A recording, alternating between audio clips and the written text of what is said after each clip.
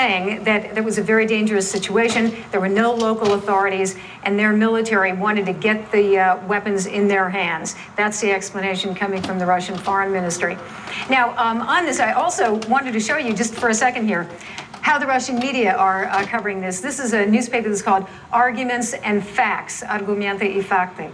And they have a picture here, in case you didn't recognize him, the president of Georgia, Mikhail Saakashvili, in fatigues, carrying, as you can see, kind of a grenade here, a mortar.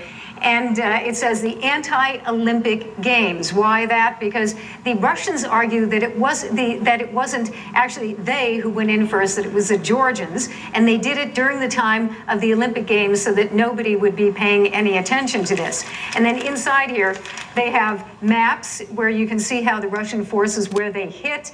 And then also that title there, "This wound will not heal for a long time." So they are making the point that there has been humanitarian problem in the areas that the Georgians have hit as well. Each side saying that there really is a humanitarian disaster unfolding.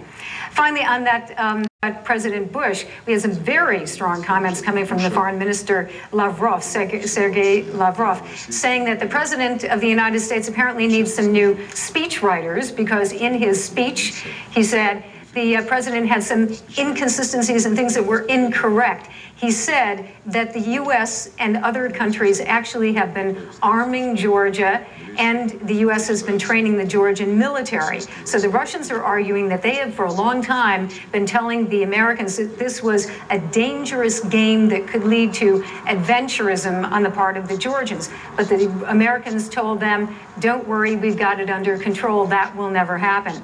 Also, they are denying that Russian troops are looting. They say that actually the Russian looters, and to make sure that that doesn't happen.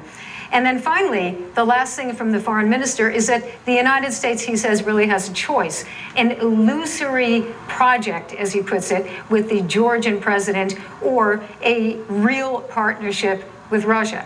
That's how the Russians see it. You covered this beat for a long time, Jill. We've heard ultimatums from both